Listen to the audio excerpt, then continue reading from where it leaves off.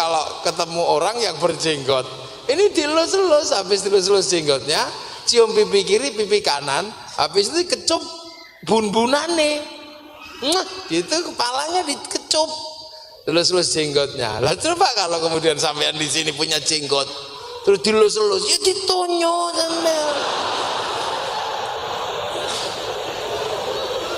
Lah itu di zaman Rasul itu belum sampai ketemu dengan bangsa yang berbeda-beda begini, belum ketemu. Karena masih di seputaran Arab, masih belum ketemu. Gitu loh. Oh, masih belum ketemu, masih di seputaran Arab sana kok. Belum ketemu gini, makanya sekarang kalau ada orang ribut, ini orang yang aneh. Harus makan juga harus seperti Rasul dengan 3 jari. Lah kalau sampean memaksakan makan dengan 3 jari seperti ya Rasulullah, ya sampean mengingkari waja'alnakum syu'uban wa qaba'ila, menghindari itu. Lah di sana yang dimakan kurma sama roti 3 jari bisa. Lah di sini sego jagung 3 jari yang kocar kah? Hajar lo ini itu sederhana. Begini. Apa meneh mangan nemput dia bubar. Loh, itu baru sederhana.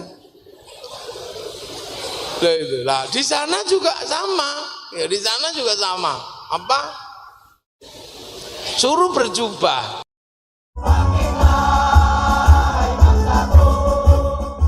Assalamualaikum warahmatullahi wabarakatuh. Bismillahirrahmanirrahim. Bismillah, alhamdulillah. Wassalatu wassalamu ala rasulillah Sayyidina Muhammad ibn Abdillah wa ala alihi wa ashabihi wa azwajihi wa dhurriyyatihi wa ahli baitihi wa man tabi'ahum bi ihsan ila yaumil qiyamah. Para alim, para ulama, para kiai, seluruh yang hadir,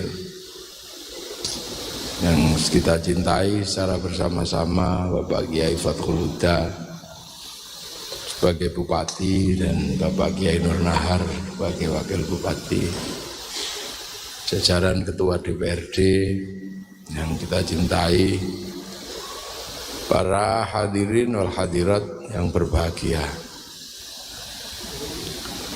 Ini termasuk model baru, model anyar. Sekarang ada istilah ngaji kebangsaan. Ini termasuk ngaji baru.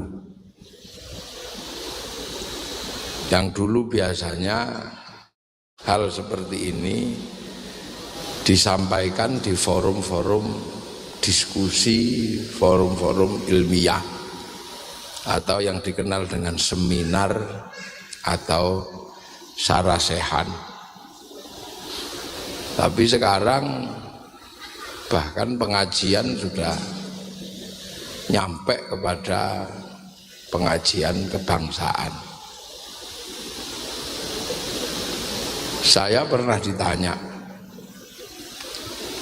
apa hubungannya antara agama dan kebangsaan? Kok sekarang ada istilah ngaji kebangsaan?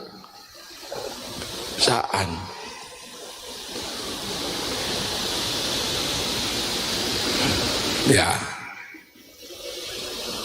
hubungannya ya karena agama itu untuk manusia. Lah manusia itu mengalami transformasi kehidupan yang kemudian menghasilkan perbedaan-perbedaan. Ini soundnya jangan diudik-udik ya. Dengar semuanya, tapi ojo didepno ning kupingku yang ini. Coba ini sing sound ini agak kesana gitu. Saya itu kalau dengar suara keras itu terus ingat suara istri saya.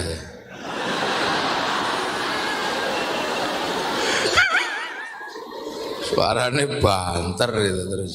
Tahu-tahu saya goblok dodok nanti. Jadi agama itu untuk ngatur manusia. Karena manusia ini punya tugas khusus, inni ja'ilun fil ardi khalifah. Punya tugas khalifah. Nah, manusia ini mengalami proses kehidupan yang sangat indah ketika digambarkan oleh Al-Quran. Ya ayuhan nas inna khalaqnakum min dzakarin wa unsa. Min dzakarin laki-laki, wujudnya Nabi Adam. Wa unsa lan wedok, dan perempuan, wujudnya Siti Hawa. Ya cuman dua itu awalnya. Tapi laki-laki dulu, Adam dulu. Nah, Nabi Adam setelah itu baru Siti Hawa. Ya cuman dua itu manusia. Seluruh bumi ini isinya cuman dua itu tak. Laki-laki yang kayak begini, yang perempuan kayak begini. Ya, iki tukang sone seneng utek-utek. Biasa utek-utek upil ini mesti. Aja diutek-utek kayak itu tukang sone ini nanti toh. Sudah biarkan begini aja. Nah, laki-laki dan perempuan. Laki-laki itu begini, perempuan begini. Nah, aturan Allah sangat sederhana. Menikah dengan saudara masih boleh. Tinggal pilih nanti, bersilang gitu. Ya karena manusia baru situ, jadi syariat nikah itu boleh sama saudara kandung. Jadi tidak ada dengan yang lain. Itu syariat nikah. Korban juga masih kelihatan. Korban itu masih kelihatan. Kalau korbannya diterima, korbannya hilang. Loh, zaman Nabi Adam itu kalau korbannya diterima, korbannya hilang. Kalau tidak diterima, ya masih gelundung di situ. Itu zaman Nabi Adam, zaman awal. Orangnya besar-besar, nikahnya juga masih sederhana, kakak adik atau kakak silang, kurbannya juga masih sangat sederhana, diterima ya kelihatan, enggak diterima ya kelihatan. Artinya Tuhan masih sangat nampak, masih sangat jelas. Setelah itu Nabi Idris. Di zaman Nabi Idris anak sudah semakin banyak. Maka pernikahan antar kakak dan adik sudah tidak boleh. Dan itu masih satu kampung kecil. Dan Nabi Idris masih bisa melihat malaikat. Jadi zaman itu malaikat itu belum gaib, tapi masih kelihatan. Loh, ini. Makanya ketika Nabi Idris ditanya oleh umatnya, ya Idris, kamu ngajak kami masuk surga, apakah kamu pernah lihat surga? Itu nabi kedua umatnya sudah ngeyel begitu. Kalau umatnya Nabi Adam baru keluarga, ngeyelnya baru persoalan disuruh nikah, mau atau tidak mau. Tapi umatnya Nabi Idris sudah ngeyel. Jadi agama sebagai sebuah aturan Allah wis diayeli. Nanti kamu kalau nakal masuk neraka. Umatnya Nabi Idris, Nabi kedua sudah nanya, apa kamu lihat neraka ya Idris?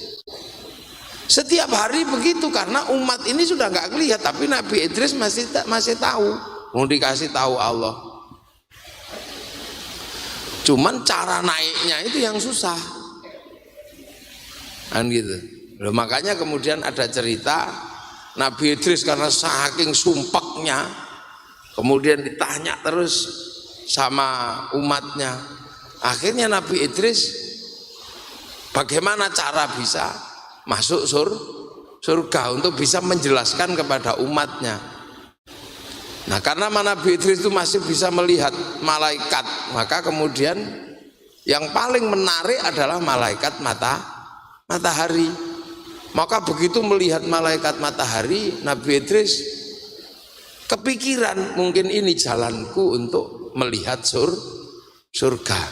Masih deket gitu, jadi surga neraka itu masih deket, belum sejauh kita ini. Maka kemudian begitu lihat malaikat matahari, Nabi Idris cuma nyatakan, ya Allah, kasihan itu malaikat matahari, panasnya kayak gitu dia keringetan. Mohon ya Allah buat matahari lebih dingin agar malaikat matahari tidak kepanasan gembrobios keringetnya kayak gitu. Seketika matahari selep dingin, tidak lagi malaikat matahari ini merasakan panas lah. Malaikat mataharinya kaget, ya Allah kok tumben dingin.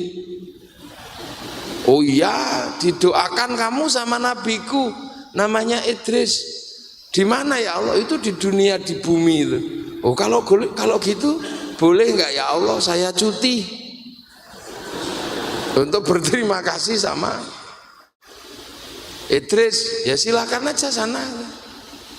Maka turunlah malaikat matahari bertanya kepada Nabi Idris, ya Idris terima kasih kamu telah mendoakan aku sehingga mataharinya tidak panas. Sama-sama. Cuman malaikat matahari nggak ngerti kalau ini memang direkayasa oleh Nabi Idris.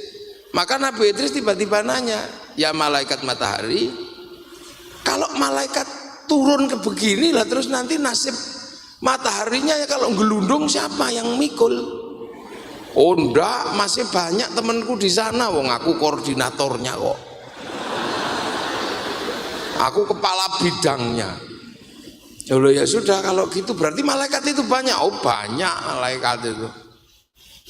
Oh berarti kalau ada cerita malaikat yang galak itu ada. Oh ada, itu temanku namanya Israel. Kamu pengen kenalan apa? Iya, kalau boleh saya mau kenalan. Ya enggak apa-apa, wong itu temanku, nanti tak SMS-nya ya dia ya. Maka bertemulah Nabi Idris dengan malaikat Israel. Tapi malaikat Israel takut. Apa kamu?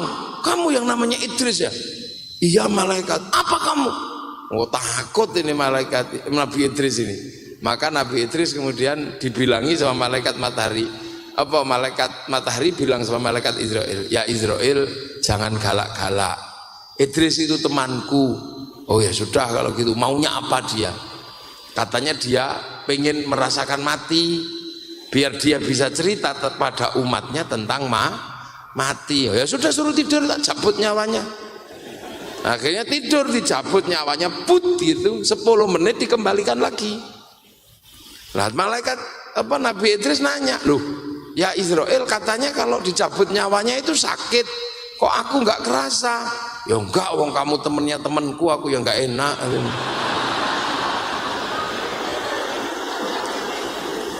Kamu kan temennya temanku, jadi aku nggak enak. Nah, sudah akhirnya lah. Kalau yang mati itu kan ada yang nggak kembali, ya Israel. Oh, kalau yang nggak kembali itu tak titipkan temanku. Yang baik sampai titipkan Ridwan, yang nakal tak titipkan Malik.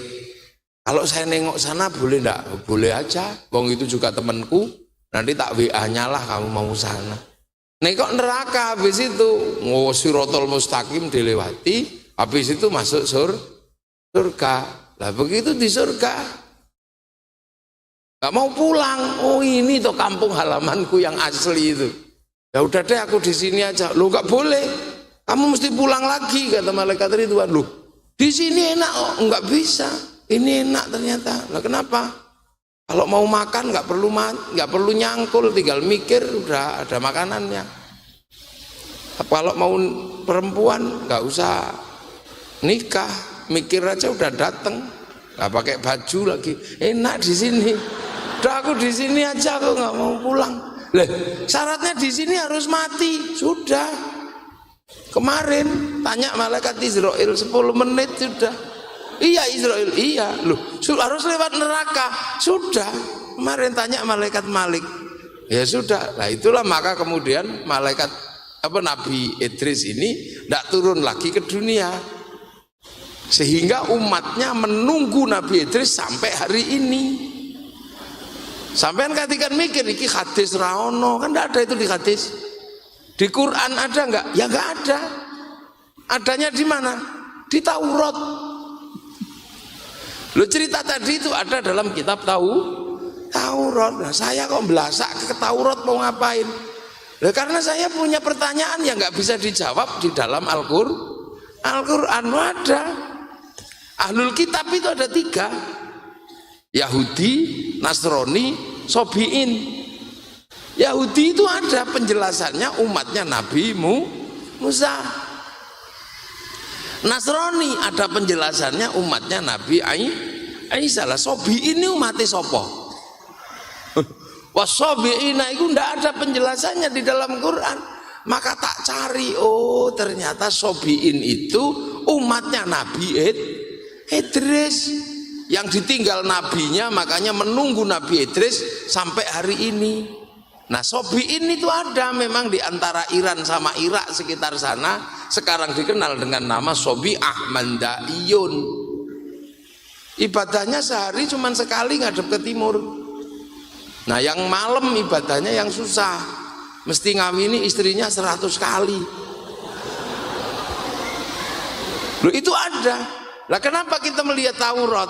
Karena kita diajarkan apa? Alladzina yu'minuna bima unzila ilaika wa ma unzila min qablik. Itu ada di situ. Loh, itu kisah itu Nabi segitu. Dan seterusnya sampai akhirnya Allah ini kelihatan betul. Umat kalau ngeyel dibantai gitu aja. Allah itu galaknya masih kelihatan. Nekat dikit mati. Umat Nabi Nuh dablek mati. Umat Nabi Ibrahim Namrud ngeyel mati gitu aja. Muta mati aja. Nah, sampai hari ini Allahnya itu belum berubah, masih yang itu. Loh, Allahnya zaman Nabi Adam sampai Allah zaman hari ini juga masih Allah yang itu, belum berubah. Tapi syariat kepada Nabi selalu berubah, padahal Tuhannya masih sama. Loh Allah itu zaman dulu galak, kerasnya luar biasa. Salah dikit sampluk gitu. Nabi Nuh umatnya ngeyel ya, jus lelep. Umatnya Nabi Musa nabdablek mati, kena kecemplung kali, kecemplung sungai.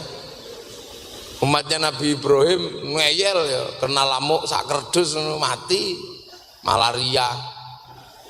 Udah itu kan Allahnya masih sama, tapi aturannya berubah. Nah ini maknanya apa? Maknanya bahwa Allah ini sudah menyatakan ya ayuhan nas, inna khalaqnakum min dzakarin wa unsa. Ini sebatas sampai pada Nabi Adam sama Nabi Adam dan Siti Hawa. Setelah itu waja'alnakum syu'uban, dibikin berbangsa-bangsa, bersuku suku. Tapi zaman Nabi Ibrahim baru satu bangsa, baru satu suku. Kaumnya ya satu negara. Nabi Musa baru satu negara. Nah zaman Nabi Muhammad itu penyebaran manusia ini kan sudah kemana-mana, sudah berbangsa-bangsa, sudah bersuku-suku, sudah kemana. Makanya ketika manusia ini masih satu bapak, satu ibu, satu keluarga, ya pelajarannya ya sederhana. Nabi Adam diajari nama, ini kambing, ini kucing, ini dinosaurus, segitu. Wa'allama Adamal asma, dia jadi itu. Nah setelah itu ya kasih nama sendiri, sudah tidak sesuai dengan pelajaran awal. Apalagi orang Jawa, tersuka dia aja kasih nama. Begitu bunyinya cek cek cek cek cek cek, itu sudah keluar dari nama awal itu. Kalau nama awal ya enggak gitu.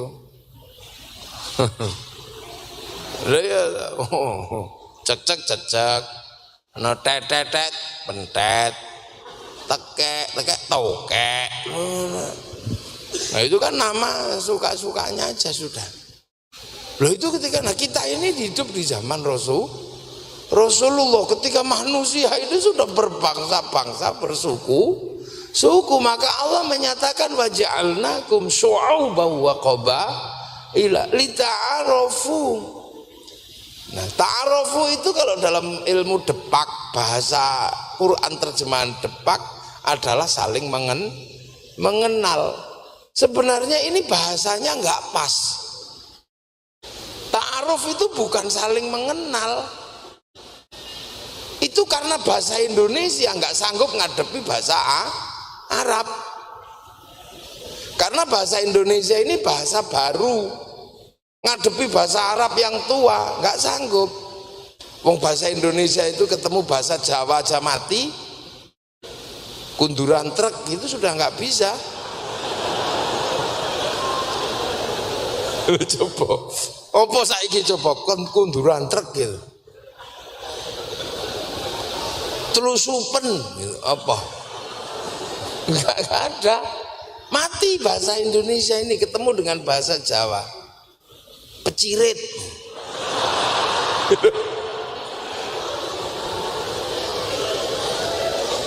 Ya makanya kalau kita ngaji Quran pakai bahasa Indonesia itu susah. Asyhadu alla ilaha illallah wa asyhadu anna Muhammadar Rasulullah pakai bahasa Indonesia masalah. Saya bersaksi tidak ada Tuhan selain Allah. Nah kalau pakai bahasa Indonesia masalah. Kenapa kamu dol? Tadi dipanggil polisi. Nah kenapa? Jadi saksi. Saksi apa? Saksi dol simat mencuri ayam. Lah kamu kok jadi saksi?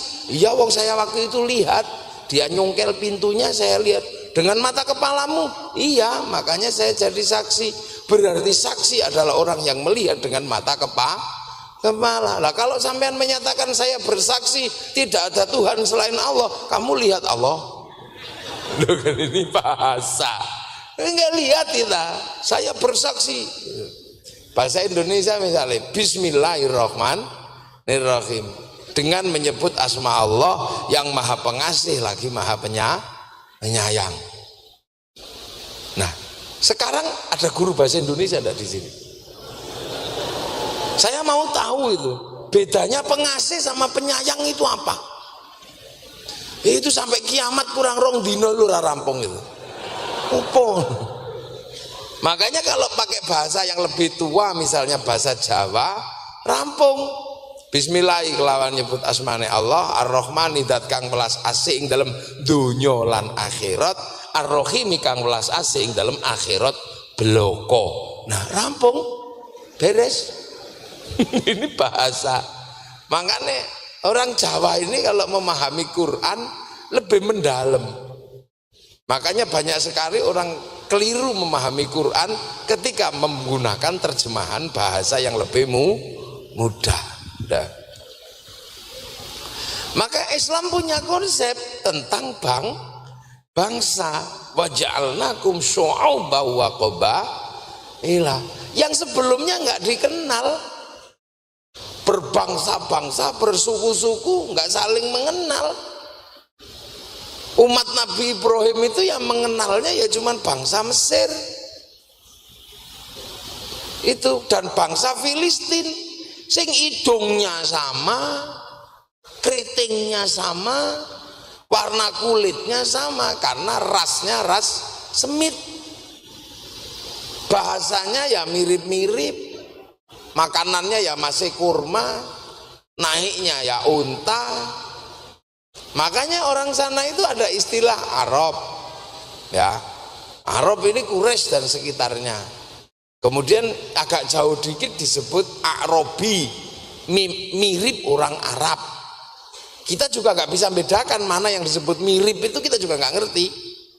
Kemudian ada yang jauh namanya musta'riba, orang yang suka memirip-miripkan diri dengan orang Arab. Lah baru kemudian kalau India itu disebut Ajam, sampai Persia itu disebut Ajam. Ajamnya aja masih gede-gede begitu, kayak Sahrukan. Nah, itu Ajam. Nah kalau kita ini disebut apa kira-kira? Mustajima. Boleh ini makanya. Loh makanya orang-orang ini ketika melihat bangsa yang berbeda, dia suudon. Contoh orang Eropa melihat bangsa yang berbeda karena tidak diajarkan berbangsa-bangsa bersuku-suku, maka mereka menganggap orang di luar Eropa ini turunan monyet. Karena terus berubah jadi kayak begini kan, kecil-kecil gini. Ini turunan monyet. Bukan Arya, bukan bangsa Arya, tapi turunan monyet, evolusi dari munyo. Yang paling serem evolusi munyo itu ada di tanah Jawa, namanya Pithecanthropus erectus, Wajakensis dan Soloensis. Dan kita berbangga mengatakan bahwa inilah manusia tertua di dunia. Lah kalau kita yakini itu berarti sampean turunanmu munyo. Itu makanya ketika Belanda datang ke sini, dia dengan penuh kebencian melihat turunanmu munyo, malah ditembaki, suka-suka dia aja. Christopher Columbus ketika sampai di Tanjung Harapan, masuk ke tanah Afrika, itu begitu lihat orang Afrika dengan kulit hitam, ya Allah, ini neraka ini katanya. Kenapa? Karena dalam keyakinan mereka, orang yang tidak patuh pada ketentuan Tuhan masuk neraka dan itu dibakar.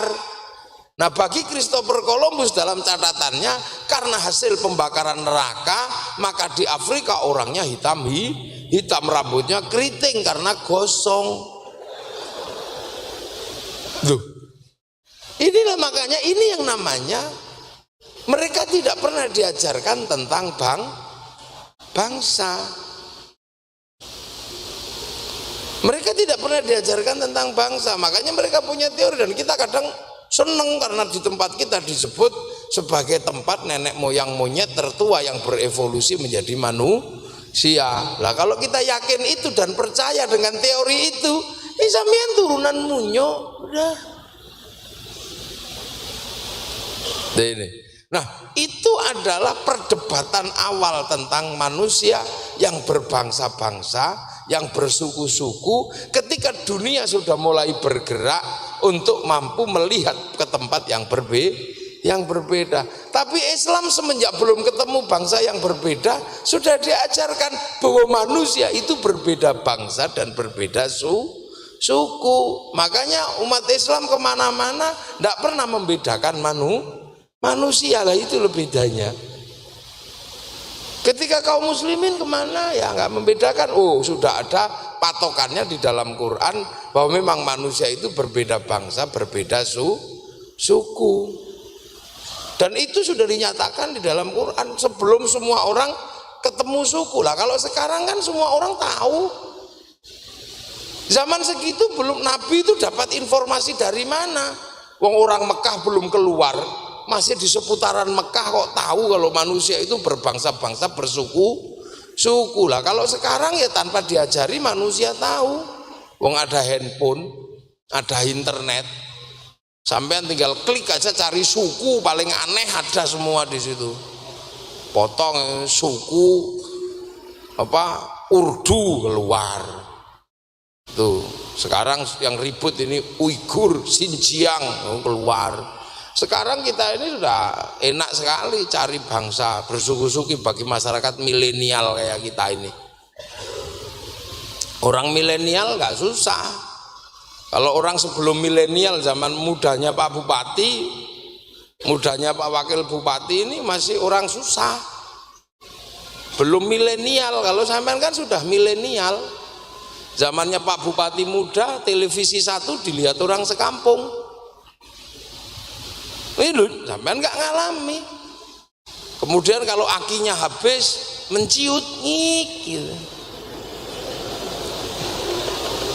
Itu 30 tahun yang lalu sebelumnya. Dengar sandiwara sahur sepo itu kayak bayangkan orang terbang. Padahal sambil baca ngetok-ngetok kudanya itu, rorok itu lari. Dengar mak lampir, masih takut karena gelap kira-kiranya. Ya itu 30 tahun yang lalu. Mau nonton hewan-hewan Afrika nunggu Flora dan Fauna TVRI. Mau melihat berita nunggu korannya Pak Lurah. Seminggu berikutnya baru dikeluarkan dari kantor lurah, baru tahu berita. Nah sekarang sampean nggak perlu lagi diajarkan manusia berbeda suku. Sampean tinggal ngeklik handphone ini senjatanya cuman ini. Ini dunia sekarang ada di sini. Ini orang milenial. Ketik aja di sini, Tengu India keluar. Ini Tengu India keluar. Kinjeng kawin metu. Kalau mau agak sedikit serem ya bokong India, lu keluar itu. Ini manusia zaman kita, jadi keluar bedanya. Ini beda-bedanya keluar.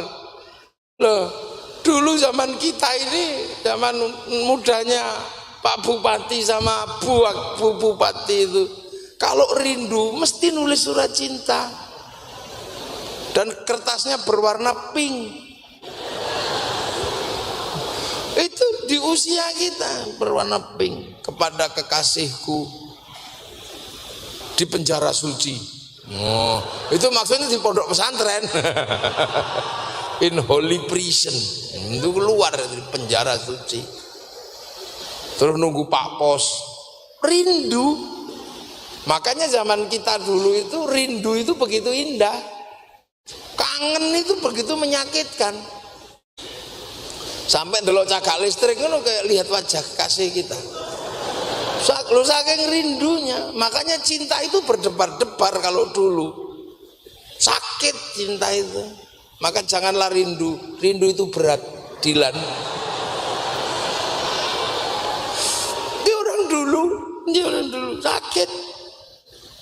Makanya orang dulu kalau cinta itu susah dihilangkan karena enggak pernah ketemu.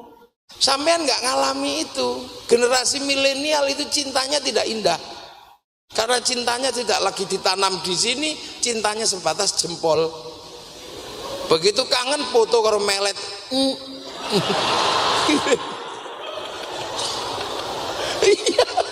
Ini orang milenial, makanya jangan terlalu berharap komitmen bagi orang milenial. Suka-suka dia aja. Ngisore tulisi mah. Ngono kira biasa. Lah orang rembulan sekarang tidak ada. Dulu kalau kita kirim surat cinta, aku tahu pada saat ini kau pun melihat bulan yang sama. Mataku tertuju pada bulan yang itu dan kau pun pada bulan yang itu. Semoga pada bulan itu nanti mata kita dipertemukan. Oh indah kalau dulu cinta. Lah dulu itu rayuan cinta itu begitu orang-orang dulu. Nah kalau kalian kan rayuan cintanya aneh. Dek, apa mas? Apakah bapakmu sipir penjara? Kenapa? Karena kau mampu memenjarakan aku dalam hatimu. Ini loh, ini zaman. Lah, Islam waktu itu sudah menggambarkan tentang perbedaan bangsa dan perbedaan suku yang barangnya belum ada. Orang Arab itu belum melihat mana sih bangsa yang berbeda itu, belum lihat. Wong masih Arab semua. Jadi waja'alnakum syu'uban wa qabaila lita'arafu. Zaman Rasulullah itu di Mekah itu juga belum tahu mana sih yang disebut bangsa berbeda itu. Karena bangsanya masih sama, masih bangsa Arab semua. Baru kemudian ternyata terjawab ketika kaum muslimin pindah ke Madinah itu baru terjawab. Kenapa? Karena Madinah pusat dagang terbesar di Arab. Jalur sutra itu pusatnya di situ. Baru ketemu di pasar. Siapa? Ada orang dengan mata sipit, pipinya tembem. Ya Rasul, di pasar ada orang aneh. Apa? Itu manusia bukan? Kalau kita menanya gitu lah. Kenapa? Kok nggak sama kayak kita?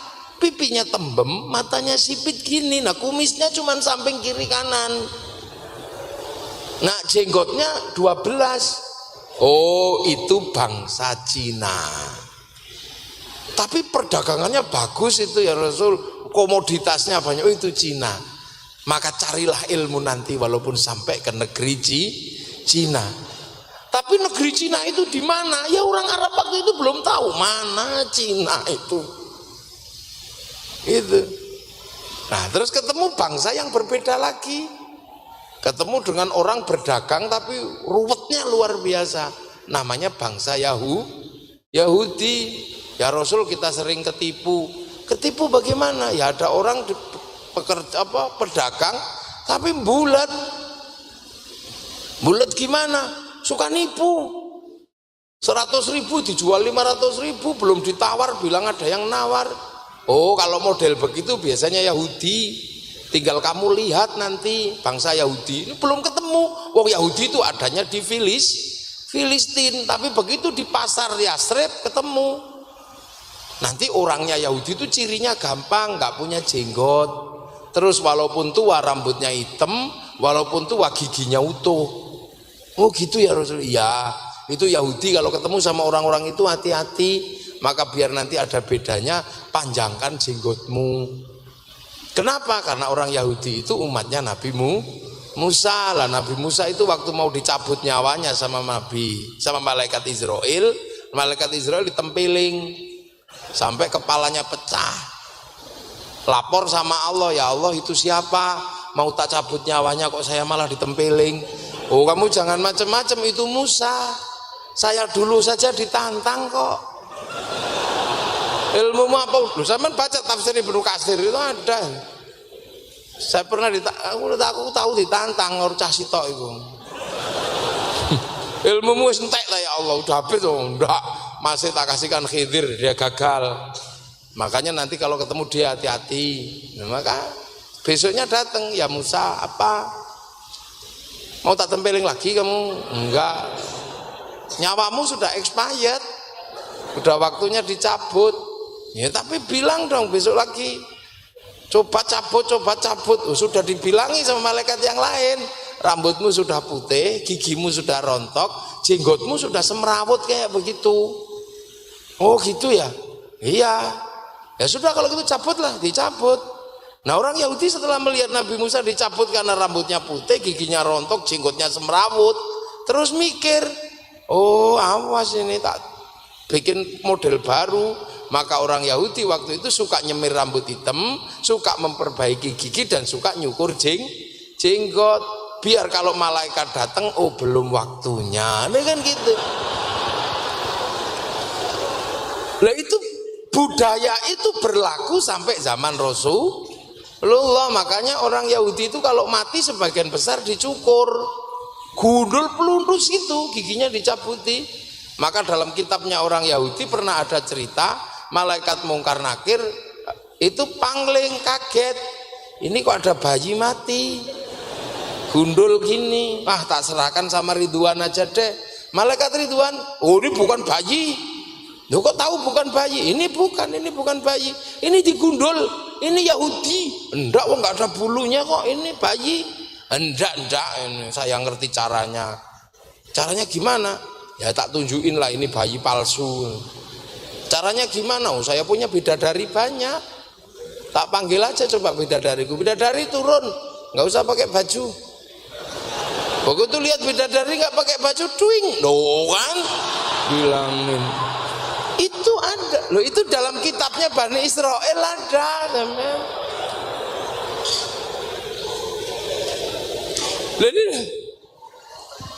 Nah berikutnya terus ketemu sama orang kaum muslimin yang pindah dari Makkah ini ketemu di Madinah.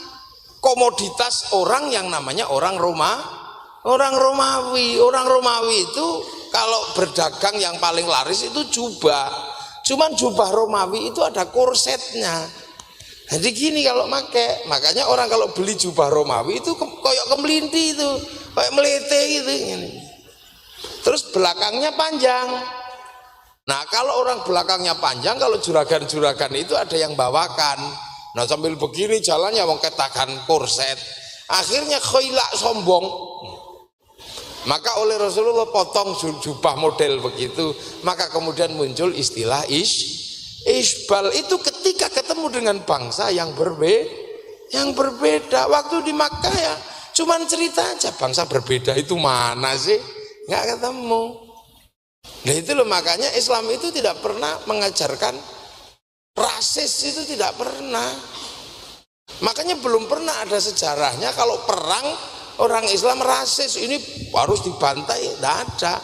Kenapa? Karena dari awal sudah diajarkan bahwa manusia itu memang beda, cuman ketemunya gantian gitu waktu masih di Arab keluar. Nah itu makanya terus kemudian ada istilah isbal, ada jenggot, itu ketika ketemu dengan masyarakat yang berbeda. Nah terus lama-lama bergeser lagi, ketemu orang Majusi yang ada di Persia. Lah ketika ketemu orang Persia, yang ketemu ke sana Sayyidina Ali, ketemu orang Majusi, Raja Rustum kemudian masuk Islam. Lah orang Majusi itu menyembah api. Nah api Majusi biasanya ditaruh di bangunan tinggi namanya Manaro. Maka begitu orang Majusi masuk Islam, apinya dibuang, Manaronya ditaruh di depan masjid. Makanya begitu orang Islam melihat orang Majusi punya masjid ada Manaronya, kok bagus, makanya kemudian semua ingin bangun Manaro. Nah itulah yang kemudian sampai Tuban namanya Menoro, itu ketika ketemu Majusi. Tuh. Jadi bangsa yang berbeda-beda itu memang dari awal diajarkan. Dan itu oleh Islam, makanya Islam kemana-mana nggak pernah memiliki bangsa gini. Dan dilala Islam yang kesini ketemu dengan orang yang begini, yang ke Eropa ketemu dengan orang yang tinggi besar rambutnya merah, yang ke Afrika ketemu dengan orang yang hitam gosong kayak kopi goreng, yang ke Cina ketemu dengan orang yang tembem-tembem matanya sipit. Itu loh, makanya Islam itu urutannya jelas, pertama laki-laki dan perempuan. Dan ketika umat Nabi Muhammad juga harus mengerti, tidak cuma mengerti bangsanya tok, laki perempuan juga harus saling mengerti. Ibadahnya laki-laki dan perempuan beda, Allahnya masih sama, belum berubah. Coba ayo, Allahnya masih itu juga, belum Allah yang lain, masih sama. Tapi ibadah laki-laki berbeda dengan ibadah perempuan. Perempuan nggak wajib Jumatan, laki-laki wajib Jumatan. Perempuan dapat diskon kalau haid, laki-laki enggak. Loh, laki perempuan aja harus sampai mengerti. Perempuan dibikin tidak sempurna, laki-laki dibikin sempurna. Nah sampean juga harus ngerti itu. Loh perempuan kan nggak sempurna. Perempuan ini dibikin belum terlalu sempurna, alisnya nggak sempurna, makanya bisa disempurnakan dengan pakai celak. Nah sampean pakai celak ya aneh. Bibir perempuan ini nggak sempurna, makanya bisa disempurnakan dengan benges. Sampean pakai benges ya jelek, wong bibirmu udah sempurna. Makanya perempuan itu dipakai apa aja bagus karena belum sempurna. Warijalu qawwamuna 'alan nisa. Perempuan kan begitu, pakai apa saja bagus. Perempuan pakai celana panjang bagus, pakai celana pendek bagus. Bagus semua perempuan. Pakai baju kombor-kombor bagus, baju ketat bagus. Dipakai jembul-jembul jilbabnya bagus, dijilbabi bagus, rambutnya dicat merah bagus. Perempuan apa aja bagus. Pakai baju panjang bagus, tidak dipakai apa-apa tambah bagus.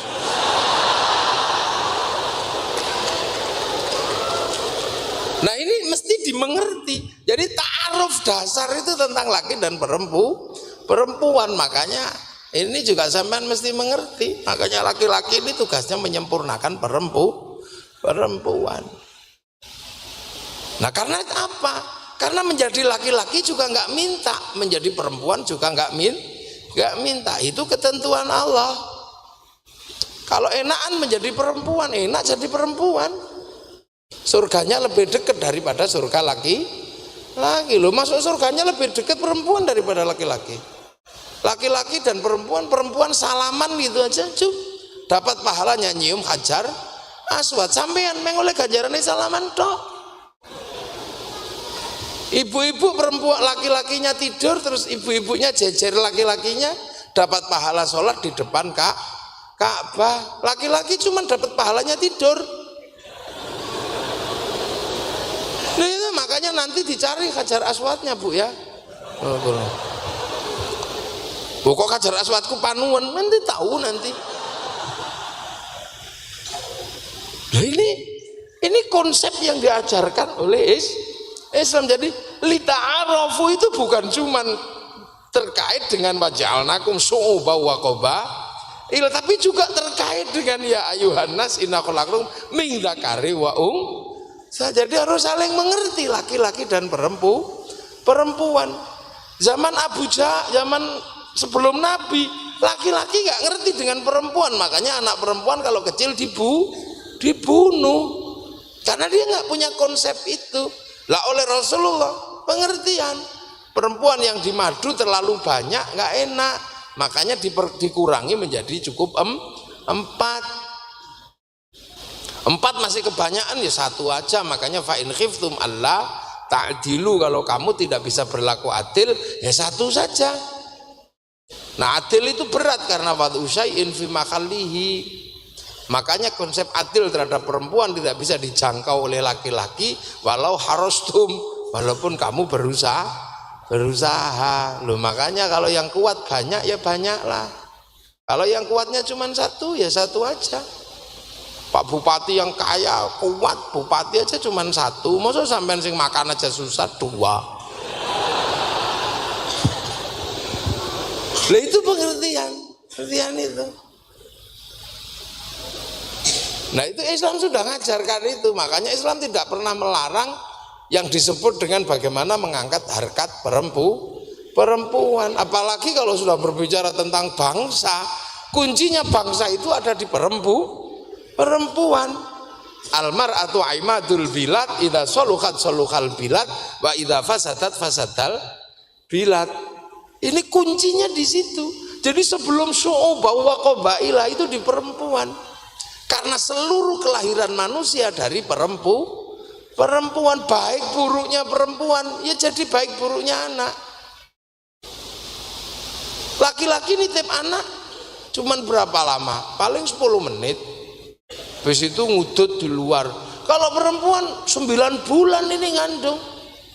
Baik buruknya manusia tergantung perempuan. Kalau perempuannya sehat, anaknya sehat. Kalau perempuannya makanannya bergizi, anaknya sehat. Kalau perempuannya kalau tidur suka mengkurep, anaknya penceng. Kalau perempuannya suka deres Quran, bahasanya halus, keluarnya anaknya lembut. Tapi kalau perempuannya pas lahir, pas hamil kok Bang Toyib aja lagunya, ya anaknya entah kemana, di mana.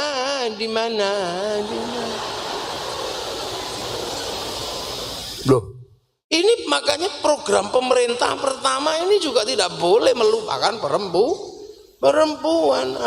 Bu Bupati ya, Bu Wakil Bupati jangan lupa, Pak Bupati sama Pak Wakil Bupati diingetin, tiangnya Tuban ini perempuan gitu.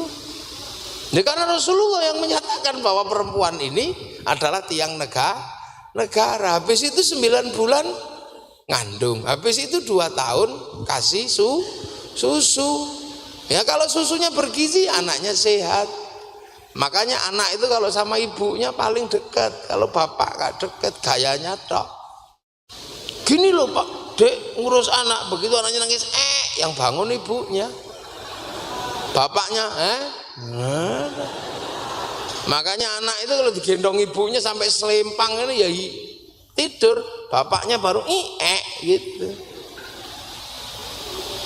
Nah itu maka perempuan ini, loh ini kuncinya. Makanya Islam itu sebuah bangsa itu ditegakkan pertama kali adalah menegakkan harkat derajat perempuan. Kalau bangsa yang tidak menghargai perempuannya, ini bangsa pasti akan hancur kok, hanya masalah waktu. Karena perempuan ini penerus generasi. Perempuan juga nggak boleh sering-sering dimarahi. Karena kalau perempuan suka dimarahi, hatinya panas. Nah kalau hatinya panas, air susunya persis di atas jantung. Jantungnya panas, susunya panas, ibaratnya santan blondo. Diminum bayi juga nggak sehat. Ya, makanya perempuan nggak boleh diomeli. Jangan sekali-sekali ngomel perempuan. Wong perempuan itu memang suka ngomel kok diomeli. Nah perempuan kalau ngomel itu kan hanya buang sampah. Nah kalau lagi buang sampah kita jangan ditutup. Nah itu makanya kemudian Islam tidak pernah melarang gerakan ibu-ibu perempuan, itu nggak pernah dilarang, karena kunci kehidupan berikutnya ada di sini. Maka pendidikan yang lebih ditekankan itu mendidik perempuan. Perempuan kalau bodoh susah. Ceritanya cuman kancil nyolong timun, susah. Anaknya ya kriminal nantinya. Nyolong aja ceritanya. Loh, itu juga ada di perempuan, nggak ada bapak-bapak anaknya nangis itu. Nah itu makanya perempuan ini menjadi kuncinya kehidupan. Makanya kalau ngerusak sebuah bangsa, rusak dulu perempuannya. Makanya sekarang kalau mau ngerusak bangsa, perempuan yang dirusak. Nah itu bisa kita lihat media sekarang ngerusak perempuan luar biasa. Apa? Ya iklan apa aja kan perempuan. Sampai iklan bantrek perempuan. Iklan semen perempuan. Iklan laki-laki tinggal 2, mencret sama ndas ngeluh.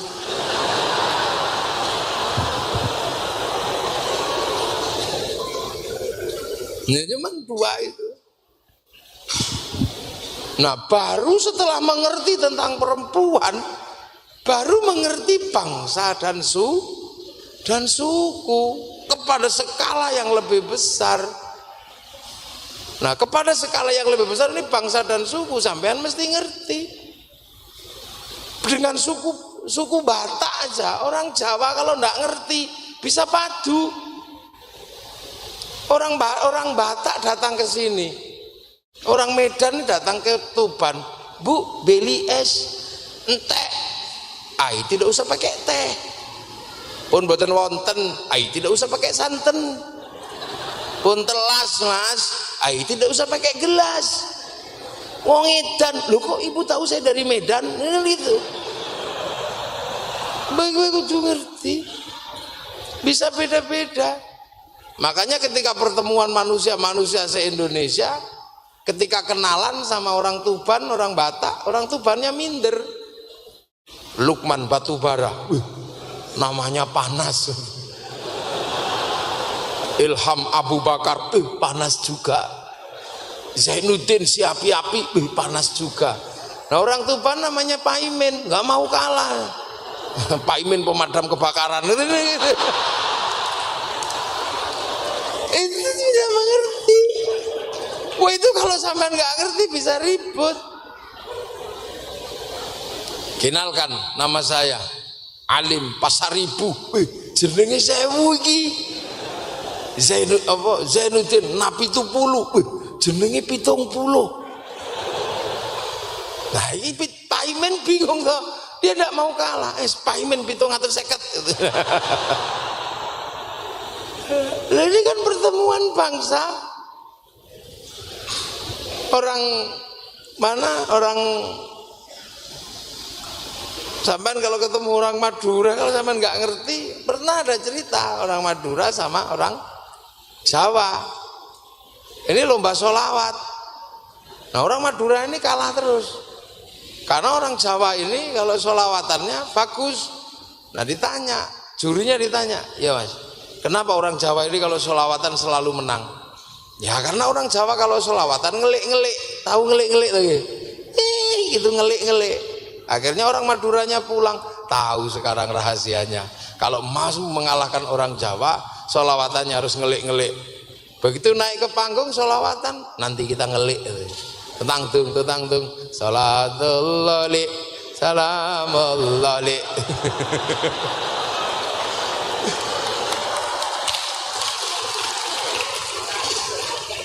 Nah, perbedaan ini dulu semenjak dulu ada.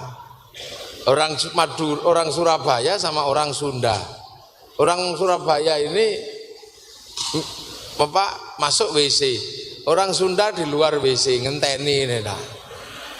Wah, orang Sundanya kan udah perutnya udah sakit. Begitu keluar buka pintu gitu, apa? Langsung orang Sundanya bilang, "Atos," katanya. "Atos taekmu mencret atau atos." Itu kalau teman nggak ngerti ya bisa ribut. Push up antara orang Jawa, orang Madura sama orang Ambon, ya ribut. Orang Madura kalau push up lama ngitungnya. Tuh 1, wah 2, ga 3, lama. Kalau orang Ambon cepet dia. 1, 2, 3, 4, 5, 6. Cepet dia.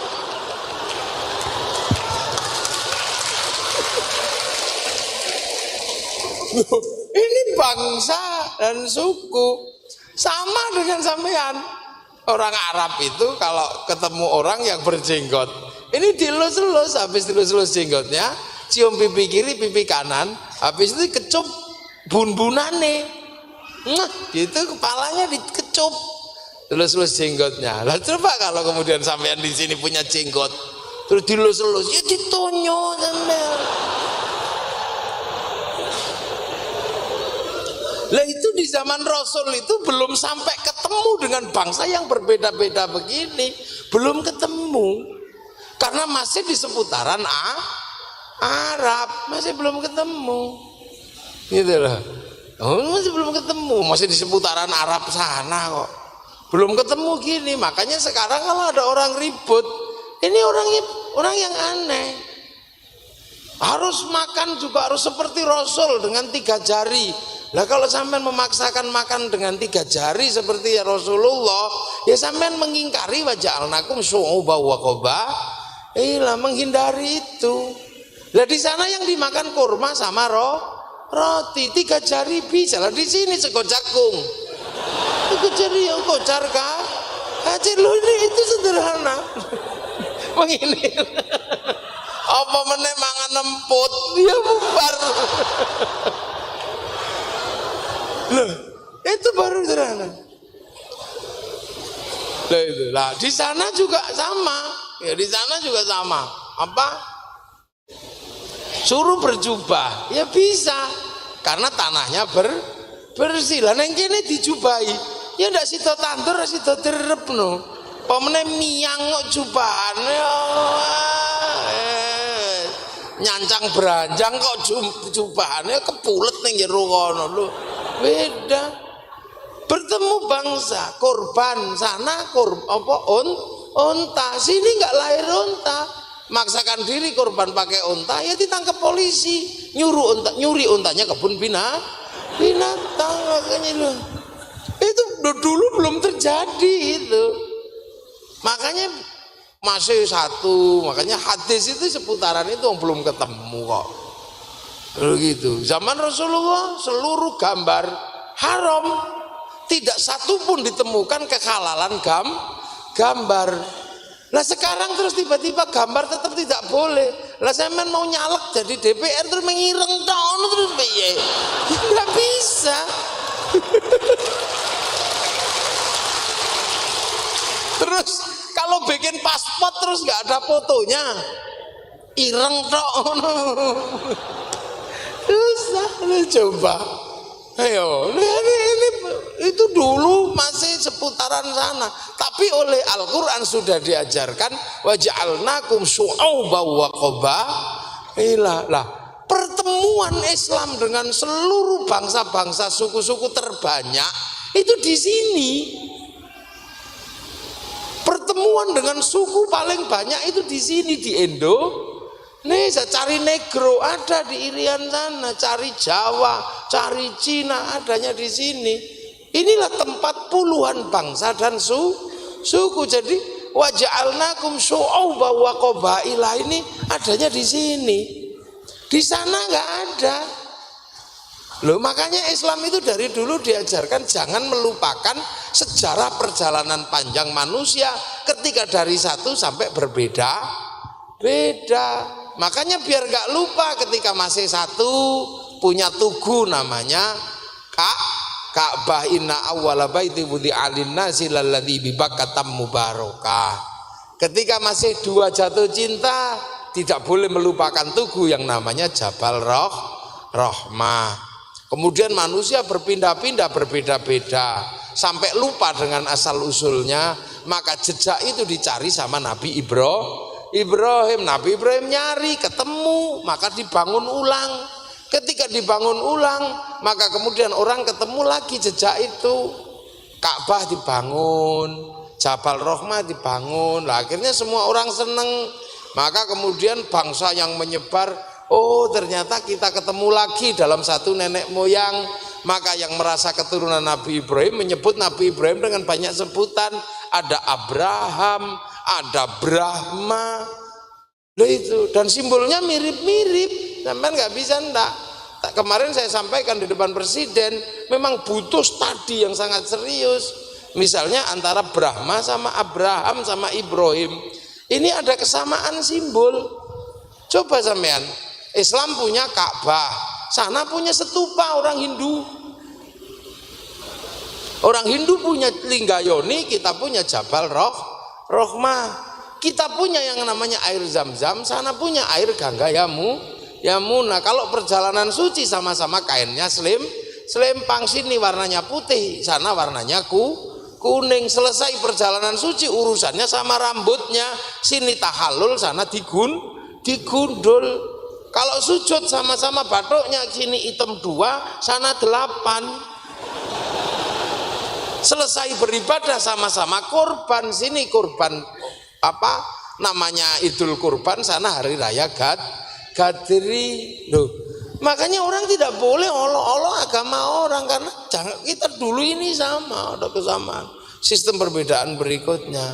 Lah maka kemudian Islam itu biar nggak lupa ada pelajaran napak tilas dengan sejarah masa lalu. Jejak Nabi Ibrahim bangun Ka'bah diabadikan namanya makom Ibrahim. Nabi Ismail jejaknya diabadikan dengan Khijir Ismail, jejaknya Sofa Marwah di Siti Hajar diabadikan, lempar setannya diabadikan, dan kita disuruh napak tilas namanya ibadah haji. Jinjitnya mesti dicontoh, lempar batunya dicontoh, batunya habis sampai payung dilemparkan. Ini sama kan. Loh, makanya ketika para wali datang pertama, Islam tidak boleh pergi haji. Disuruh Jumatan di masjidnya masing-masing 41 kali. Karena khawatir ketika imannya belum kuat, begitu pergi ke Mekah kaget. Loh, di sini kami nggak boleh nyembah batu, sampai kok di sini batu juga, ngono kan juga susah sampeyan yo. Inilah. Nah ini napaktilas gitu. Lah makanya kita ini baru kemudian diajarkan, oh memang manusia sudah berbeda, beda berbangsa-bangsa, bersuku, dan ketemunya terus berkembang. Waktu pindah ke Persia baru ketemu suku Persia ini masih Arab, masih ini. Lalu ketika kemudian geser terus lah ketemu di sini, ketemu orang kayak begini-begini.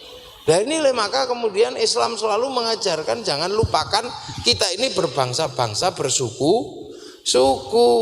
Lah tegaskan kembali di dalam Al-Quran apa? Laqad khalaqnal insana fi ahsani taqwim. Aku bikin kalian yang terbaik. Tapi di zaman Rasulullah terbaik ini kan sudah berbeda-beda. Versinya kan sudah bukan satu.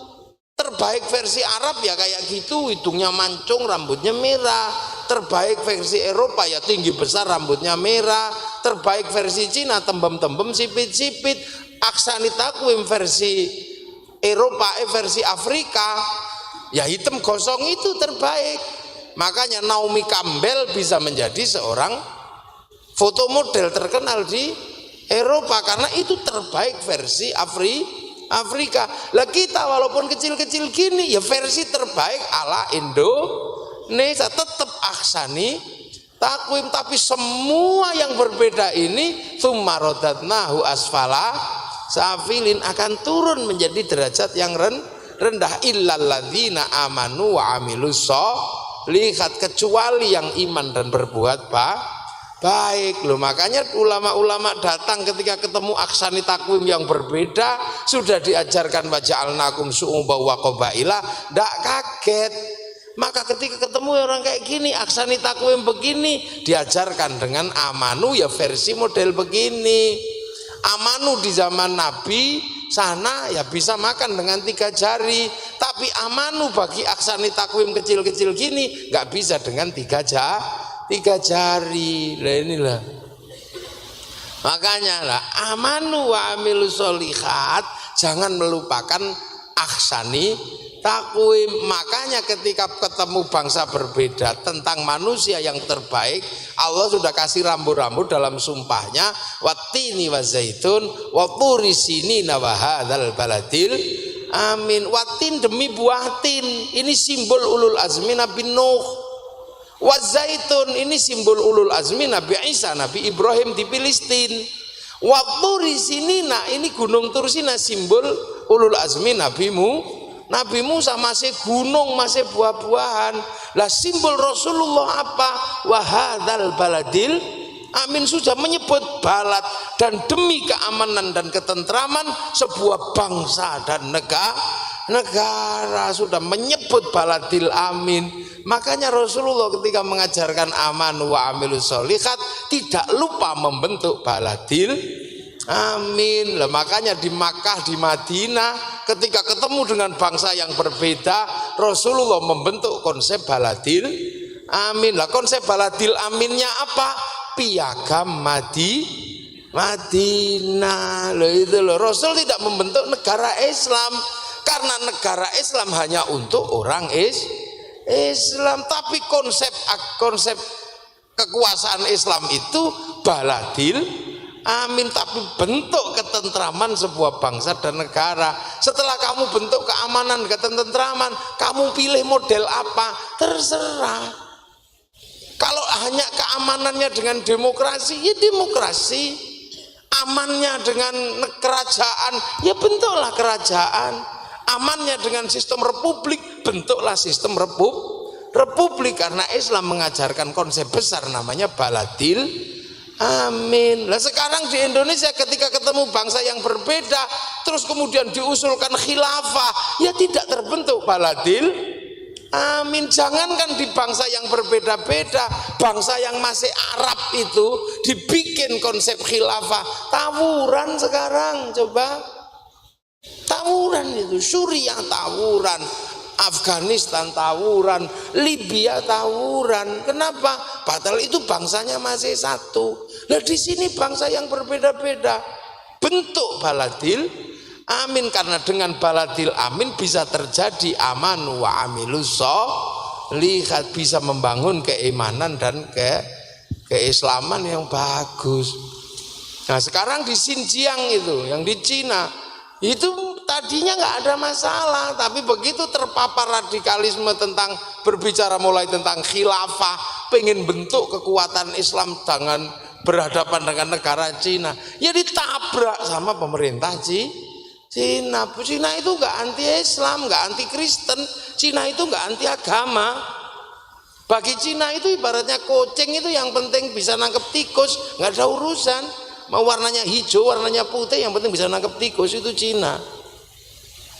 Nggak ada urusan. Saya ngaji di Cina, saya ngaji di Taiwan, saya ngaji di Tiongkok, saya ngaji di Hong Kong, nggak ribut kok.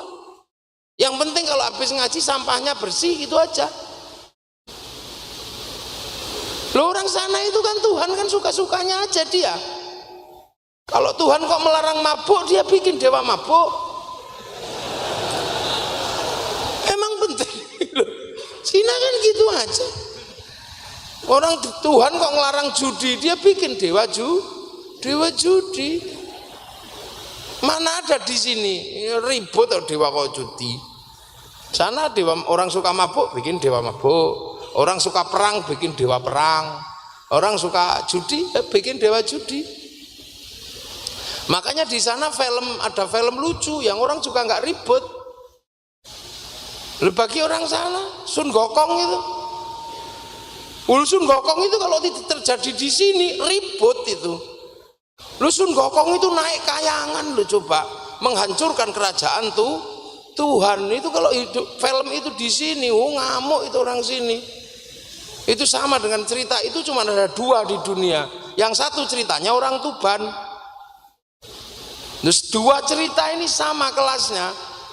Kayangan dihancurkan oleh orang di luar kayangan. Yang di Cina dihancurkan sama Sun Gokong. Yang Sunan Kalijogo buat cerita apa? Kayangan dientuti Semar kocar kacir. Lu itu orang Tuban yang berani bikin cerita itu. Loh, itu buktinya di sana nggak ribet masalah agama. Lah begitu kita di sini membangun konsep Balatil Amin, ya enak. Islam datang masuk Tuban. Tuban ini kota tua, makanya sebagian besar sejarah pengislaman itu mulainya dari Tuban, dari sini, jadi dari tanah sampean ini. Kalau sekarang berbicara tentang Tuban kota wali atau apa ya, memang semuanya mulainya dari sini. Jawa Tengah bisa menjadi Islam, pedalaman Jawa bisa menjadi Muslim, itu semuanya dedengkotnya dari sini, namanya Sunan Kalijaga, orang Tuban. Murid Sunan Kalijogo yang paling terkenal namanya Sunan Geseng, orang Tuban, Mbah Cokrojoyo. Gurunya Sunan Kalijogo yang paling terkenal Sunan Bonang, wong Tuban. Mulai saya kadang lihat orang Tuban ini nggak terlalu aneh. Wong turunannya wong hebat, tempat orang hebat, makanya nih apik ya apik ora umum, nek duablek ya dableke ya ora umum. Semuanya dari sini. Itu penakluk Mongolia itu anak muda itu juga dari sini, namanya Ronggo. Wong gini loh Kang.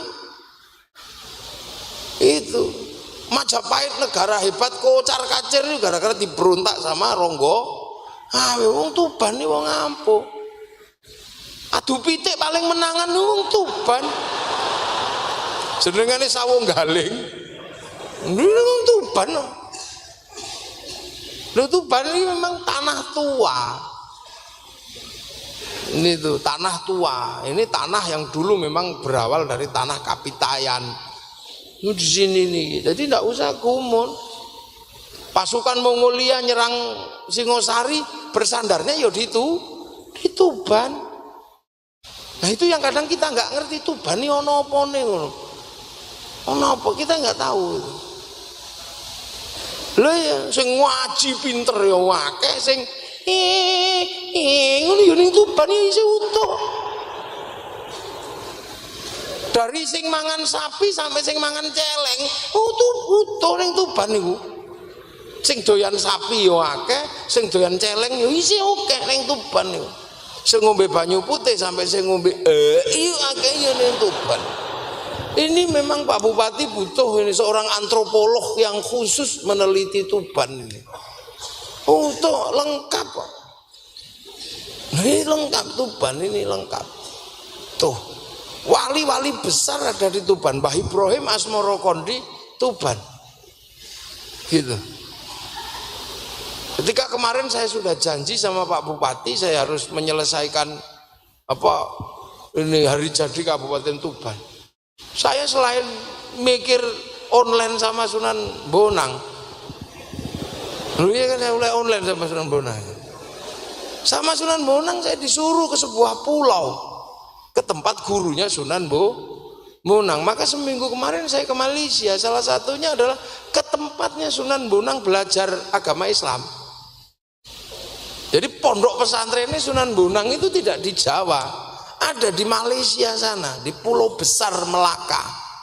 Gurunya namanya Sultan Arifin atau Syekh Ismail, itu gurunya Sunan Bonang. Itu cucu keempatnya Syekh Abdul Qadir Al-Jilani. Umur main-main sampean. Gurunya Sunan Giri di tempat yang sama di situ. Maulana Ishaq ya mondoknya ya di situ.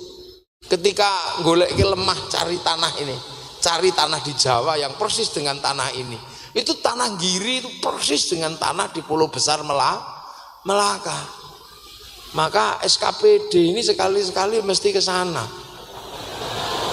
Walaupun nggak ngajak saya nggak apa-apa. Itu ada, itu di Pulau Besar Melaka, makamnya panjang sekali. Dulu mau dibongkar sama pemerintah Malaysia, dianggap sebagai makamnya Bomo orang sana, makam dukun. Ternyata seluruh peralatannya nyemplung laut, ini berhenti. Nah itu pulaunya deket sama Melaka, itu deket. Nyebrang itu kalau speedboat paling 7 menit, kalau nggak sampai 10 menit lah, tahu itu. Nah di situ makamnya. Saya sampai ke sana karena Tuban ini kota ajaib. Kok dulu semuanya mulai dari sini. Jeng Sunan Bonang bikin sesuatu yang paling monumental di tanah Jawa namanya gamelan. Itu di sini.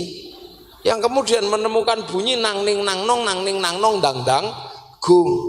Urip iku nang ning nang nong ya nang kene ya nang ngono, itu di sini. Ya kadang ning kene ngaji, kadang nang kono nyolong pitik. Itu kan konsep besar selendro pelok nang ning nang nong. Dang dang gung, ayo dang dang balik nang Sang Yang Agung, gek dang balik nang Gusti Allah. Ya tenan ana sing dang dang gung balik nang Sang Yang Agung, ana sing dang dang ya enek ning ngene ya utuh. Luto di sini nih. Saya masuk ke pedalaman daerah situ ya, Jero itu. Wah, masuk ke Jenu ngiri lu. Ono desa jenengane Suwalan. Ndeten nggih. Niku isih mlebu lagi. Mau ora ngerti desane niku. Iku luwih seneng beleh celeng timbangane beleh sapi. Daging celeng luwih larang ning kono timbangane sapi. Sate kirek yo eneng ning kono lengkap. Niku, lho iki kutha tesih lengkap lho iki secara antropologi. Dan waktu niku enten sing melakukan penelitian tapi nggak sanggup meneliti Tuban. Salah satunya naminipun Denis Lombat. Nggak sanggup meneliti Tuban ketika nulis kitab Silang Nusa Jawa Silang Budaya ora sanggup nulis Tuban itu. Saking ruwete Tuban itu. Nek diurai niku. Kalau diurai itu ruwetnya luar biasa Tuban. Jadi butuh studi yang sangat serius. Apa betul kemudian hari jadinya dimulai karena Ronggolawe diangkat menjadi Adipati Tuban. Ronggolawe itu si putrane Arya Wiraraja. Lah Arya Wiraraja niku panggonane teng Sumenep niku. Yang sebelumnya menjadi raja di kerajaan di daerah Lumajang. Nah, ini gini, itu tadi sebelumnya itu sudah ada kekuasaan di sini. Derenge Ronggolawe itu sudah ada kekuasaan di zaman Singosari. Karena pemberangkatan pasukan melawan Mongolia niku kayak mriki.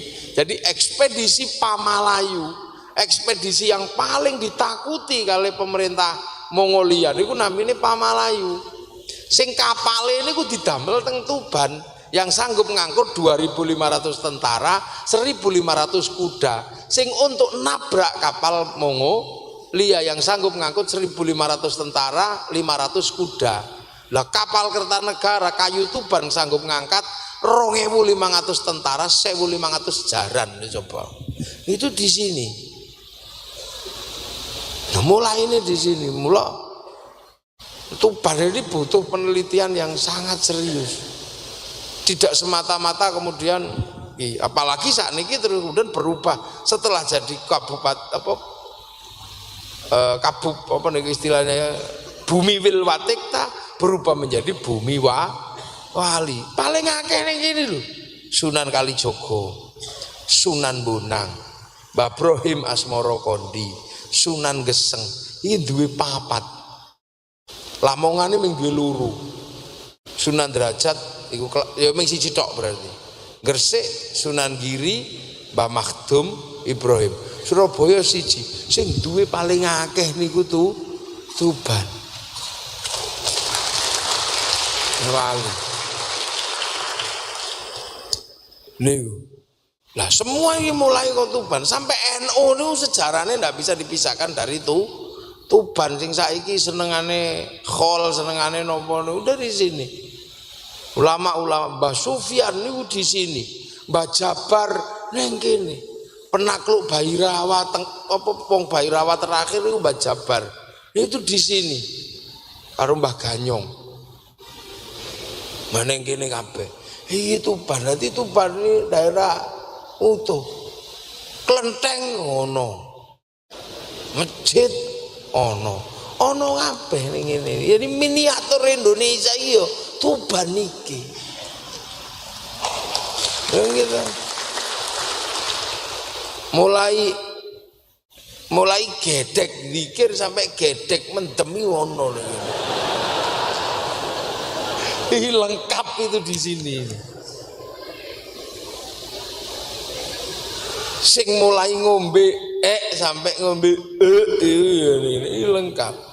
Mulai sholatu khairum minan naum karo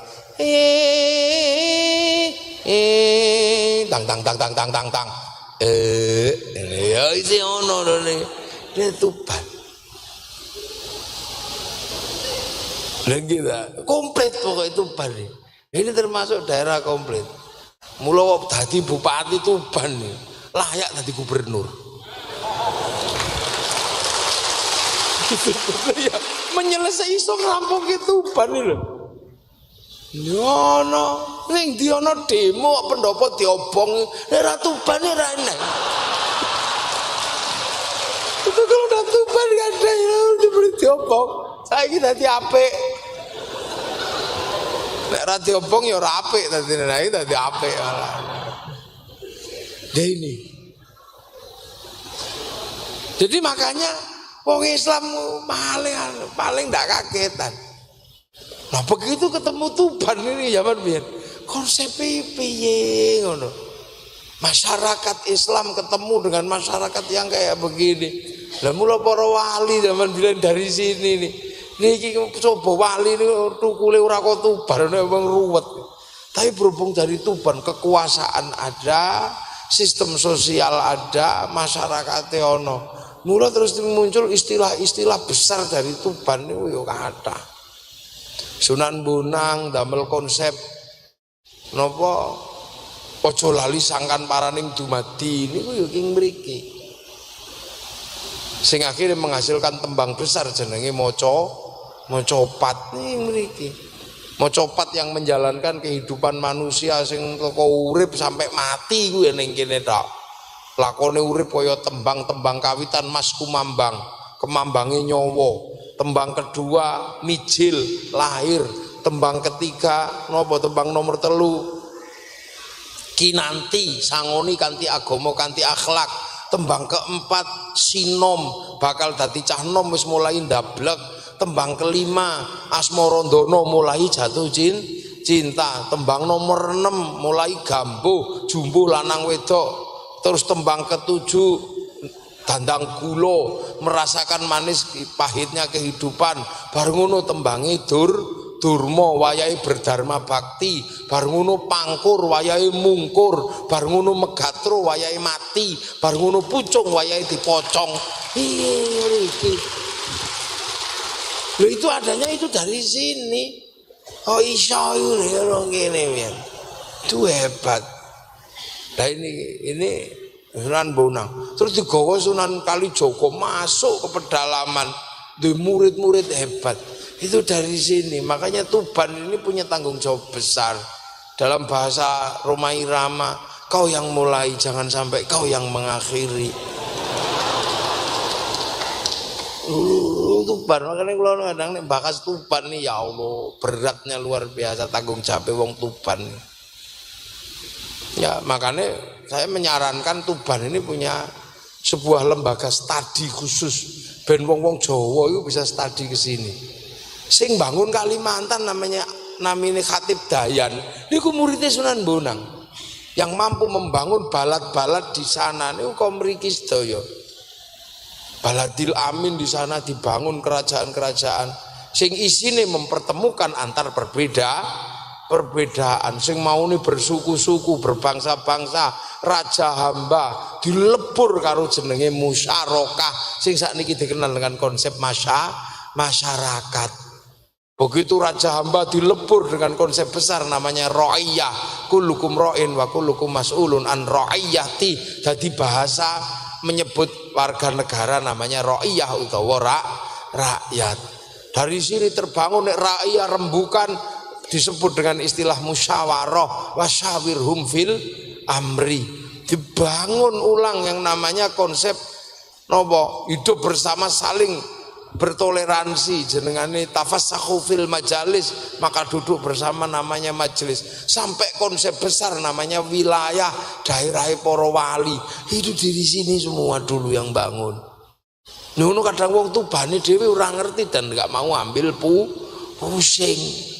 Lah opo ngono. Lho kok kene sampeyan punya tanggung jawab. Jadi NKRI itu salah satu pilarnya itu adalah Kabupaten Tuban. Saka mriki lho murid naminipun Arya napa naminipun Datuk Ribandang. Iku ngajine ya ning kene bareng karo Sunan Bonang di sini. Aryo Abdillah ya di sini dididiknya. Sabare dididik sama Sunan Ampel, dididik sama Sunan Bonangnya di sini, terus pindah ke Palembang membangun kerajaan-kerajaan Baladil Amin di Palembang yang akhirnya menghasilkan kesepakatan besar. Londo teko diusir lungo, daerahnya berubah menjadi Negara Kesatuan Republik Indonesia. Sing iso ngulangi Gusti Allah jenenge pangeran, terus saiki tukul Allah jenenge isih pangeran, dicangkok iso apa mbiyen gak para wali teko kene. Musala cangkok ngono ae jenenge langgar. Saiki sing tukul musala langgare ilang. Lho Saikhun Ustadzun lebokke mriki dibungkus jenengane kiai, padahal zaman semono kiai niku ana kebo, ana keris. Lah sakniki kebo keris ilang, kiai niku ulama. Tilmidun muridun dibungkus jenengane santri. Saiki niku tilmidun muridun tukul ning jenenge tetep santri. Persis kaya ibu-ibu nih. Bungkuse kabeh niku kongwan, isine rengginang. Itu kalau ndak di sini ndak ada. Inilah. Jadi kalau menyebut hari jadi Kabupaten Tuban, ya kita harus menyadari betul bahwa dari sinilah semuanya dulu dimulai. Kenapa? Karena Indonesia tetap menyebut konsep besarnya adalah konsep wilayah, konsep masyarakat, konsep ra'iyah, dan itu akhirnya menjadi bahasa Undang-Undang Dasar Negara Kesatuan Republik Indonesia yang namanya UUD 45. Apa itu bahasanya wong rembukan, itu bahasa negara. Nah itu semuanya dulu dari sini. TNI mempertahankan Indonesia yang disebut dalam mempertahankan wilayah itu berarti daerah para wali. Lah ada para wali sebutan wilayah. Mula Masya Allah berat ini tanggung jawab sampean ini dadi wong Tuban. Butuh studi khusus. Mungkin tahun depan ya bisa kita urai dengan uraian yang sangat konseptual sesuai dengan konsep Tuban. Soalnya wingi kula niku meleke kurang suwi sih anteng Pulau Besar niku. Namek sewengi tok. Jadi ngumpulkan informasi ini urung pate jangkep. Sok tahun ngarep tak jangkepno. Lah engko nek wis jangkep tak dongengno ini ngene piye. Soalnya gurune Sunan Bonang itu di sana. Kok iso wong kono ngulang wong kene. Sementara tempatnya di Malaysia. Sing Malaysia kok ora diulangi, tapi sing Jawa kok malah diulangi iku mbiyen piye? Ya itu jadi sini. Malaysia tetap kerajaan sampai hari ini. Di sini lebur, sudah tidak ada kerajaan. Adanya adalah ro'iyah. Neng kono isik rojo-rojo, makanya 9 raja. Bahkan raja utamanya yang di Pertuan Agung. Mulakno Malaysia butuh namanya Perdana Menteri. Nah sing kene sing iso dilebur, rojo wis ra ono, karek 3 apa piro itu rojo di Indonesia. Itu karena dulu dilebur. Terus di sini bisa rukun antar bangsa karena diarani ro'iyah. Pelajaran itu diterapkan di sini. Kenapa tidak diterapkan di Malaysia? Padahal guru Sunan Bonang ada di Pulau Besar Melaka, Malaysia. Lah inilah memang butuh studi yang sangat panjang. Tapi bahwa bangsa ini memang dari awal sudah diajarkan oleh Islam, walaupun ketemunya baru belakangan. Ning ketawal wis dikandani wa ja'alnakum syu'uban wa qabaila, ku bikin kalian berbangsa-bangsa, bersuku-suku. Lah kita punya bangsa Indonesia, maka membangun konsep baladil amin dengan konsep Indonesia. Lah Wahabi kenapa bermasalah? Karena Wahabi ngajarkan amanu wa amilus solihat, tapi konsep baladil aminnya Saudi Arabia. Hizbut Tahrir kenapa bermasalah? Ngajarkan amanu wa amilus solihat, tapi konsep baladil aminnya Filistin. Abu Bakar Bashir nggih pondok konsep baladil aminnya Afghanistan. Dan inilah makanya kemudian hari ini kita berbicara bangsa karena kita punya konsep kebangsaan Indonesia, bukan kebangsaan manapun. Islamnya tetap sama, semuanya bersumber dari Arab, tapi membangun konsep baladil aminnya dengan konsep Indonesia. Pertemuan antara konsep baladil amin Indonesia dengan konsep Islam yang datang dari Arab sampai hari ini kita pegang menghasilkan konsep besar Islam, namanya Islam Nusantara.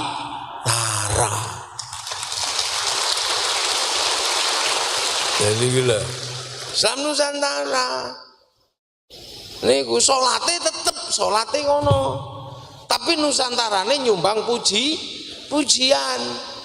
Salate tetep tidak berubah, tapi pujiannya Nusantara. Robana ya Robana. Ndak datang sumbangan lagi. Tombo ati yang pegel ndak datang lagi, diuruki anjangan. Yang iku Nusantaranya. Puasa ya Islamnya sana dari dulu puasa sama, tapi orang Nusantara nyumbang apa? Nyumbang mercon. Makanya kalau belum puasa merconan. Soalnya orang Jawa kalau puasa lebih suka tidur, karena kalau keluar rumah lihat jambu, lihat mangga, mulai wis mending turu dalile naumu shaimin ibadatun. Begitu turu terus sepi, akhirnya kiai ini tuku mercon. Maka di Indonesia menghasilkan mercon. Maka sesuk nih bulan puasa ada mercon, nggak usah ribut, karena mercon adalah perangkat ahli sunnah wal jamaah.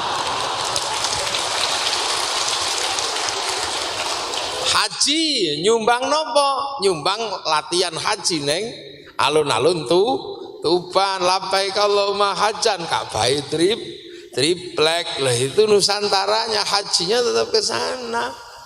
Nah, yang kayak gini. Ini untuk membentuk sebuah konsep besar namanya baladil amin, bangsa dan negara yang aman. Nah, Indonesia dengan konsep ini menjadi bangsa negara yang aman. Benderanya tetap pakai bendera merah putih. Begitu pakai bendera khilafah ya ora aman. Kita pakai Pancasila, aman dengan ketuhanan yang maha esa. Tapi begitu kewajiban menjalankan syariat Islam bagi pemeluknya ribut, tidak aman. Maka mendahulukan keamanan sesuai dengan konsep-konsep dasar beragama, inilah yang disebut konsep baladil amin. Nah, ya. Nah itu amma ba'du. Ya muqaddimah aja. Di jam piro ini? Oh, dah jam 12. Nah 11 kurang seperempat. Ya itu. Jadi narasi besar kebangsaan Islam diulangi. Cuman zaman Nabi urung petuk sing liya-liyane, masih petuk di sana tok. Lah kita ini ketemu. Kita nggak tahu, jangan-jangan besok ini masih ada bangsa lagi. Kayak bangsa Irian belum ditemu, ke Islam belum sampai sana. Sampean akan pusing lagi nanti kalau ketemu dengan Islamnya bangsa Irian. Kalau mau masuk Irian, kiainya pertama harus mau pegang babi dulu. Kalau dari awal sudah anti babi, nggak akan bisa ngislamkan orang Irian. Sekarang Islam belum masuk aborigin. Nanti ketika Islam ketemu orang aborigin, konsep Islamnya pasti berubah lagi. Ini kan baru ketemu sini, nah sampean kan belum pernah ketemu. Coba Islam nanti akan ketemu dengan orang asmat, itu gimana konsep Islamnya? Pasti menghasilkan konsep yang berbeda karena ketemu bangsa yang berbeda. Lah mudah-mudahan nanti kita masih bisa melihat ketika Islam ketemu dengan bangsa-bangsa yang berbeda. Syukur-syukur wong Tuban pelakunya. Karena dulu wong Tuban mampu mempertemukan antara Islam dengan bangsa Jawa, dengan bangsa Kalimantan. Mosok saka Tuban habis ini tidak tumbuh lagi orang-orang yang mampu mempertemukan Islam dengan bangsa yang berbeda. Ben lengkap wa ja'alnakum syu'uban wa qabaila lita'arafu. Dan hasilnya adalah Arab satu bangsa dipikul puluhan negara, Eropa satu bangsa dipikul puluhan negara, dan Indonesia karena kerjaan para wali mampu memikul puluhan bangsa dipikul oleh satu negara kesatuan Republik Indonesia. Ini pekerjaannya wong sak donya ora iso. Tidak ada orang dunia yang sanggup melakukan ini. Inilah di Indonesia. Makanya ini sebagai pemahaman dasar bahwa Islam dari awal sudah mengajarkan perbedaan bangsa. Al-Fatihah.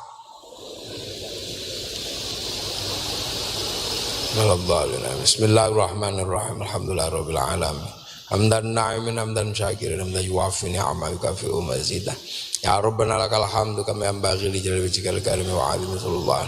Allahumma iftah alaina futuhal 'arifin. Hikmatika wa rasulalaina rahmataka wa sakina wa nasina dzal jalali ikram. Biridhuka ya Allah, syukur rasulika ya Allah, ijal auladana dzurriyyatina alamidana lil ilmi lil khair al ibadil muslimin qiyamul iman. Ya baina ummahatina masyayikhina wajdadi wajdatina wal jamil masyayikh wal muassis Tuban. Allahumma ighfir lahum warhamhum wa'afihim wa'fu Allahumma la tahrimna ajrahum wa la taftinna ba'dahum waghfir lana lahum. Allahumma ij'al qabrahum mutamirradil jinan.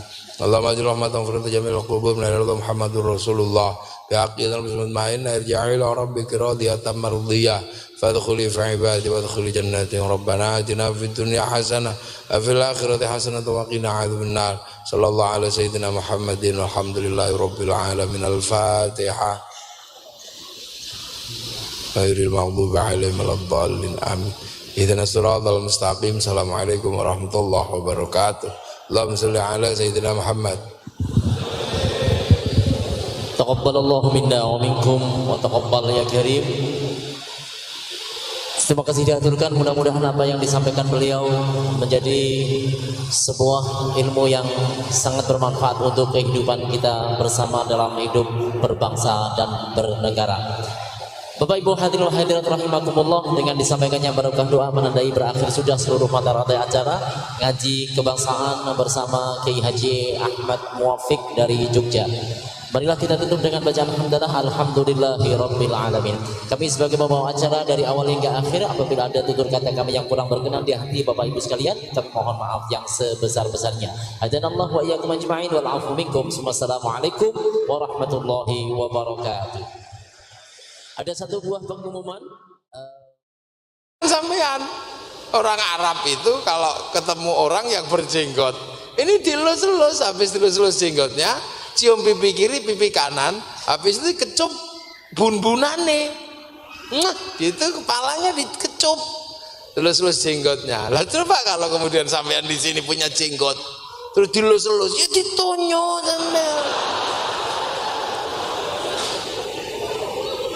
Lah itu di zaman Rasul itu belum sampai ketemu dengan bangsa yang berbeda-beda begini, belum ketemu, karena masih di seputaran Arab, masih belum ketemu, gitu loh.